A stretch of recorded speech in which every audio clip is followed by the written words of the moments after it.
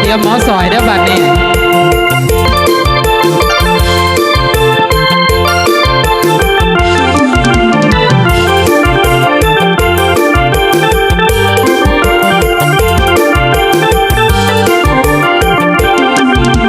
ใหม่ๆว่าแก้มน้องใหม่ๆสมัยเล่านับมือวันขอเชิญเด้อพี่น้องมาลำเกี่ยวหมอนใส่กัน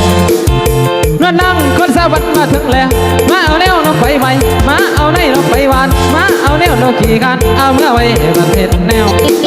เฮ้ยจ้าเฮ้ยจ้าเฮ้ยจ้าเฮ้ยจ้าคำนั่งเพื่อได้มาดอกเข็มน้องอยากลังใจดอกคำข้าวเป็นผู้สาวหรือแม่ห่างเป็นผู้สาวหรือแม่ห่างเรามีแล้วละบ่หัวเฮ้ยจ้าเฮ้ยจ้าเฮ้ยจ้าเฮ้ยจ้าใส่ละพี่น้องพังใส่ละพี่น้องพังใส่นุ๊กจิบน้อยเลยบินความปลายบกให้ได้ผัวโคศกกระซำได้มกเงินล้านอันนี้ก็ว่าสอยจักน้อยที่สอยอีก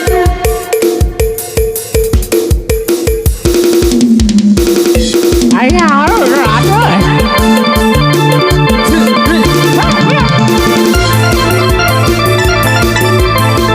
ง่ายๆกันยัน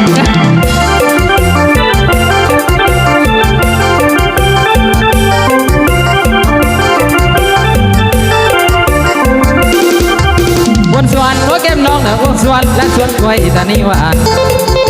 นางเอ๋ยแม่เจ้ากินทันยังจังผู้งามมาแล้วบนสวรรค์หัวแก้มน้องเด้อบนสวรรค์และสวนกล้วยตานีคมใส่หมอลำบ่ได้ใบนุ่มไผ่กะบ่คือนุ่มน้องสาวเจ้าหูน้ำมันเหลือเสือให้สีสันกันตาใสบาดว่าไผ่เงินไม่บานบาดว่าไผ่เงินไม่บานให้สีหิวกะตานุ่มเฮ้ยจ้าเฮ้ยจ้าเฮ้ยจ้าเฮ้ยจ้ามาเด้อหมอสอยเด้อบัดนี้เด้อซอยพี่น้องพังซอยพี่น้องพังซอยสาวรุ่นใหม่อยากได้มือถือรุ่นใหม่แม่บ่ซื้อให้นอกที่ออกโรงเรียนอันนี้ก็ว่าซอยจักหน่อยสิซอยอีกจอยพี่น้องจังจอยเจ้าจำน้อยพี่จอยโฟปะไปทำกันหมอชักจะให้หีโตอันนี้ก็ว่าจอยจักหน่อยที่จอยอีกฮิยาฮิยาฮิยาฮิยา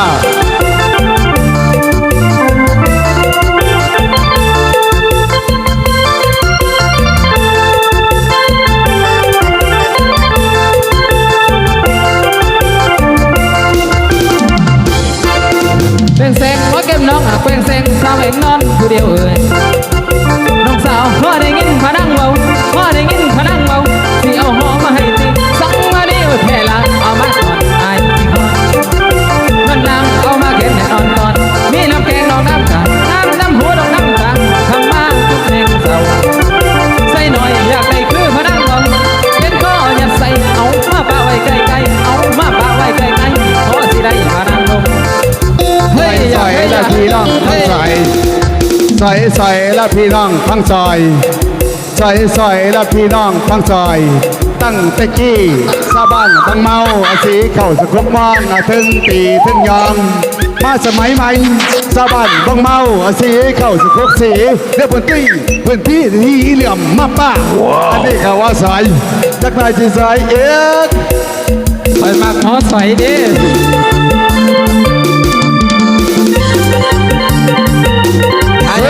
เสื้อเข้าไป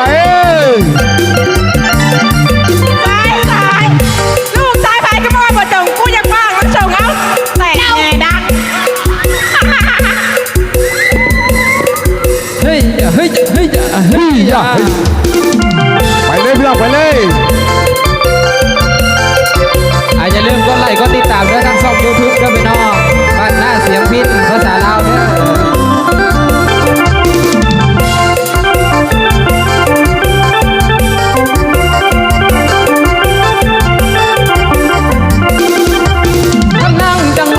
ถึงนี้คนสวรรค์ศิลากรเอาไว้ต้นบัดนาที่รับกองสู่ทางฟังที่รับกองสู่ทางฟัง ใส่ละพี่น้องทั้งใส่ ซอยและพี่น้องทั้งซอยหมูใหญ่ยังเอื่นว่าหมูฟันบัดคนหนึ่งค่อยใหญ่คือเบอร์อ้วนว่าค่อยฟัน อันนี้ก็ว่าซอยจักรายสิซอยเอกเอาหน้าห้องไปยิ่งมารับสิ่งต่อได้เพียงเด้อ ซอยพี่น้องเอาซอยพักกระโดดกินคำลาบปลาสุกที่ค่อยบูดไปเจ็บท้องเมื่อคืน อันนี้ก็ว่าซอยเขาแล้วก็ซอยอีก พี่อย่าเอามาลำซิ่งผู้หญิงเรื่องเอ้